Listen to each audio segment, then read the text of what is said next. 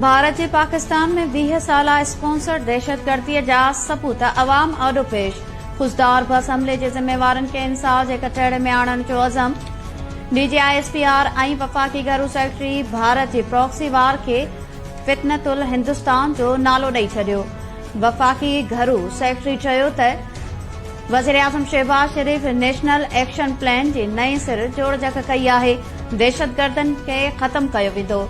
शुरूआती जांच जे मुताबिक़ खुशदार में स्कूल बस ते हमलो फितनतुल हिंदुस्तान भारतीय ॻुझी एजेंसी राह जी सरपरस्ती में कयो।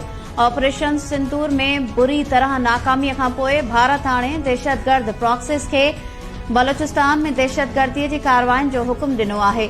पाकिस्तान सरकार दहशतगर्दनि जे नेटवर्क्स खे ख़त्म कंदी। पाकिस्तान जो जवाब फ़ैसिलाइतो हूंदो, दुश्मन कॾहिं बि कामयाब न थींदो। DGISPR लेफ्टिनेंट जनरल अहमद शरीफ चौधरी चयो आहे त भारत जारियत जो नतीजो ॾिसी वरितो। ॿीहर जारियत करण जो शौक़ आहे त शौक़ पूरो करे छॾे। असां तयार आहियूं। कश्मीर मामलो हल थियण ताईं पाकिस्तान ऐं भारत जे विच में अमन नथो थी सघे।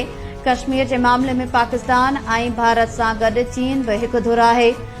24 करोड़ इंसाननि जो पाणी बंदि करण जी ॻाल्हि जो को चरियो ई सोचे सघे थो।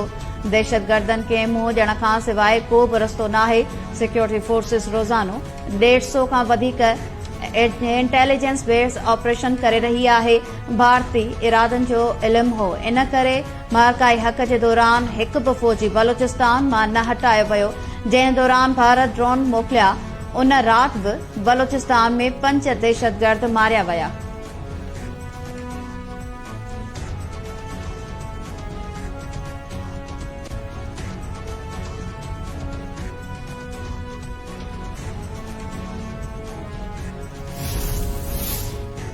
DGISPR ख़बरदार कयो त अफ़गानिस्तान भारतीय अदम इस्तेहकाम जी साज़िश जो मोहरो न बणिजे, न दहशतगर्दनि जा ठिकाणा बणजण ॾियनि। हिकु पाकिस्तानी जो खून 1000 अफ़गाननि खां मुक़दम आहे। अफ़गानिस्तान असांजो पाड़ेसरी मुस्लिम मुल्क आहे। भारत इन हक़ीक़त खे तब्दील नथो करे सघे। पाकिस्तान अफ़गाननि सां तमामु घणी मोहबत कनि था। पाकिस्तान ऐं अफ़गानिस्तान जो खून जो रिश्तो ख़त्म नथो थी सघे। पाक अफ़गान मामलनि ते पाकिस्तानी परॾेही वज़ारत बहितरीन कम करे रही आहे।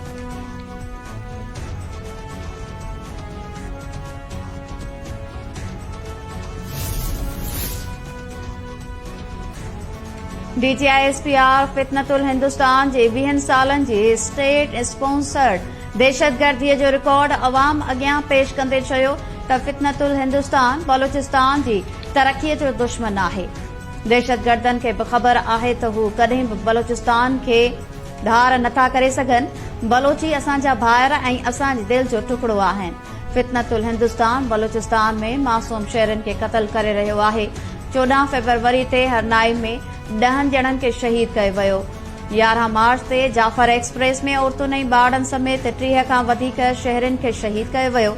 26 मार्च ते गवादर में 6 मज़दूरनि ऐं 9 मई ते लज़बेला में 3 अजामनि खे शहीद कयो वियो। 21 मई ते खुशदार में 6 ॿारनि खे शहीद कयो वियो। ही बलोचिस्तान जी न हिंदुस्तान जी प्रॉक्सिस जी जंग आहे। भारत जो कूड़ो बयानियो नथो हली सघे। भारत 75 सालनि में कामयाब न थियो त अॻिते बि कामयाब थियण न ॾींदो।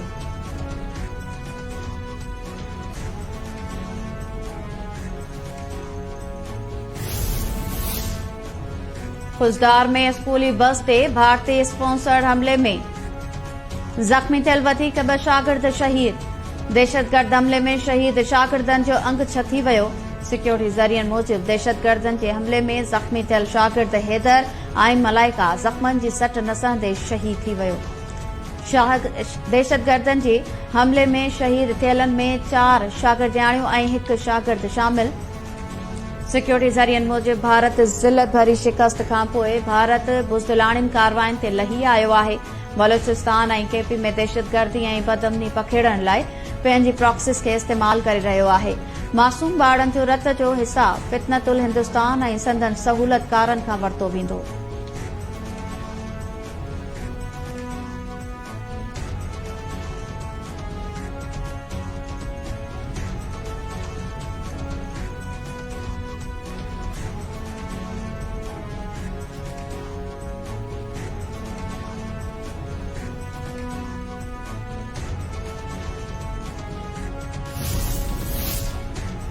गडियल क़ौमुनि जे सलामती कौंसिल जी कुज़दार में स्कूली बस ते थियल दहशतगर्द हमले जी मज़म्मत। सलामती कौंसिल जो धमाके जे मुतासिर ख़ानदान हुकूमत ऐं अवाम सां हमदर्दीअ जो इज़हार। हमले जे ज़िम्मेवारनि खे कानून जे कटहरे में आणण जो मुतालबो। सलामती कौंसिल चयो आहे त दहशतगर्दी कंहिं बि सूरत में क़बूल नाहे। पाकिस्तान भारतीय वज़ीर आज़म जे चिड़ ॾियारींदड़ इल्ज़ामनि खे रद्द करे छॾियो। आलमी बिरादरीअ खां मोदी जे शर अंगेज़नि जो नोटिस वठण जो मुतालबो। परॾेही तर्जुमान चयो आहे त भारतीय वज़ीर आज़म जा चिड़ ॾियारींदड़ बयान इलाइक़े में छिकताण वधाइण जी कोशिश आहिनि। पाकिस्तान दहशतगर्दी ख़िलाफ़ जंग में आलमी भाईवार आहे। पाकिस्तान खे दहशतगर्दीअ सां ॻंढण वारी कोशिश गुमराह कंदड़ ऐं क़बूलण जोगी नाहे। पाकिस्तान अमन इस्तेकाम ऐं तामीरी ॻाल्हियुनि लाइ पुरज़म आहे। अमन वारी ख़्वाहिश खे कमज़ोरी न समझियो वञे। पाकिस्तान पंहिंजी ख़ुद मुख़्तियारीअ जो तहफ़ुज़ करण जी सलाहियत रखे थो। कंहिं बि अगराईअ जो मुंहुं तोड़ जवाब ॾिनो वेंदो।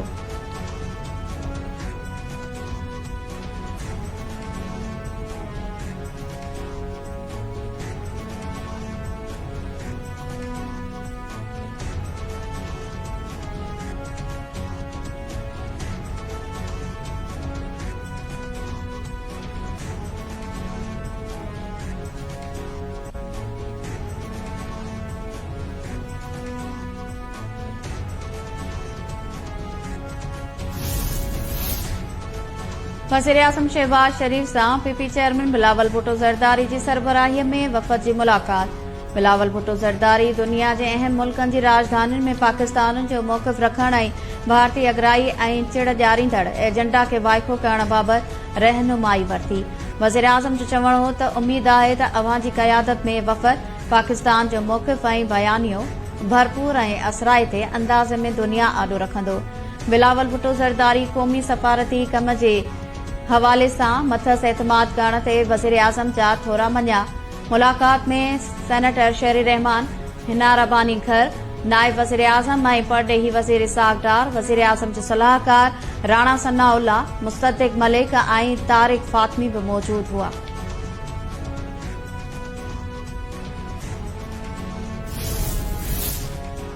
CDWP पारां 104 अरब रुपयनि जे तरक़ियाती मंसूबनि जी मंज़ूरी। सांगड़ रोहड़ी रोड मंसूबे लाइ 36.91 अरब रुपया। नौशेरो राणीपुर मेहराण हाईवे मंसूबे लाइ 41.3 अरब रुपया ऐं रोहड़ी गुड्डू बैराज रोड लाइ 17.97 अरब रुपया मंज़ूर कया विया। एहसन इक़बाल जी सदारत हेठि इजलास में 96 अरब रुपयनि जा मंसूबा एकनिक हवाले कया विया। 4 मंसूबा CDWP सतह ते ऐं 3 मंसूबा एकनिक ॾांहुं माणिया विया। सनत, IT ऐं ट्रांसपोर्ट शोबे जे मंसूबनि सां गॾु 1000 इंडस्ट्रियल सिलाई यूनिट्स जी मंज़ूरी। खलाई मिशन लाइ 2243 मिलियन रुपया मंज़ूर।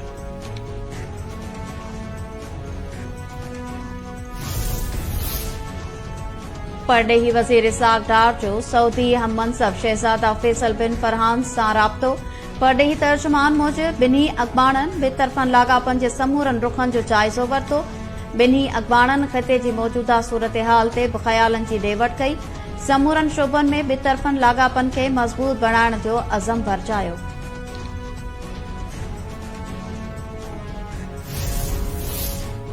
पाकिस्तान ऐं भारत विच में हलंदड़ तकरारनि जे हल लाइ नओं इम्कान पैदा थियो आहे। अमेरिकी परॾेही खाते जे तर्जुमान टेमी ब्रूस चयो आहे त पाकिस्तान ऐं भारत में जारी छिकताण में घटिताई ऐं जंगबंदीअ जो क्रेडिट अमेरिका ॾांहुं वञे थो। माज़ी में पाक भारत तकरारनि जो हल न निकिते पिए सघियो, हाणे ॿीहर हल थियण जो इम्कान पैदा थियो आहे।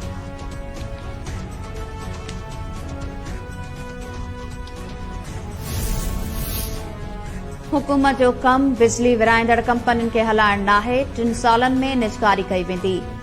हुकूमत मुलाज़मनि जे हक़नि जो तहफ़ुज़ कंदी।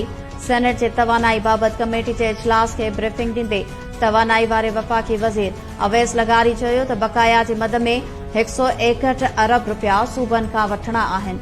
हिन साल मार्च ताईं नुक़सान में तक़रीबन 140 अरब रुपयनि जी घटिताई आई आहे। हुकूमत जो कम बिजली विराईंदड़ कंपनियुनि खे हलाइण नाहे, 3 सालनि में निजकारी कई वेंदी। पहिरें मरहले में पावर सेक्टर जे 3 डिस्कोस जी निजगारी कई वेंदी। मुलाज़मनि जे हक़नि जो तहफ़ुज़ कयो वेंदो।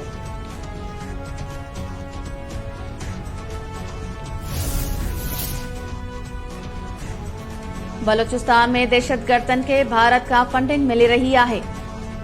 मोदी जी तकरीर हिकु शिकस्त खाधल वज़ीर आज़म जी हुई। वफ़ाक़ी वज़ीर अता तारड़ चयो आहे त कलभूषण जी गिरफ़्तारी बलूचिस्तान में भारतीय दहशतगर्दीअ जो सबूत आहे। नरेंद्र मोदीअ खे बिजलीअ जो हमले जो भरपूर जवाब ॾिनो वेंदो।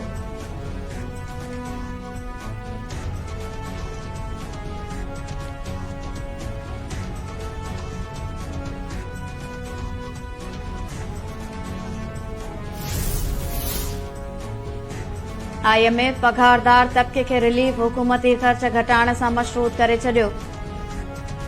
रुगो दिफ़ाई बजट खे इस्तस्ना हासिल हूंदो। सरकारी मुलाज़मनि जी पघारुनि ऐं पेंशन में वाध बि न हुअण बराबर थींदी। आलमी मालियाती इदारे जे तर्जुमान जोली कुज़िक चयो आहे त IMF जो पाकिस्तान लाइ प्रोग्राम बजट सपोर्ट लाइ नाहे। रक़म स्टेट बैंक खे मटासटा जे ज़ख़ीरनि लाइ ॾिनी वई आहे। रक़म जारी करण जो फ़ैसिलो एग्ज़ीक्यूटिव बोर्ड जी रज़ामंदीअ सां थियो। भारतीय मेंबर जी इस्तीफ़ा सां एग्ज़ीक्यूटिव बोर्ड ते फ़र्क़ नथो पवे। IMF जी रक़म सां पाकिस्तान जी हुकूमत खे फंडिंग न थींदी। पाकिस्तान मौजूदा कर्ज़ लाइ IMF जूं समूरियूं शर्तूं पूरियूं कयूं।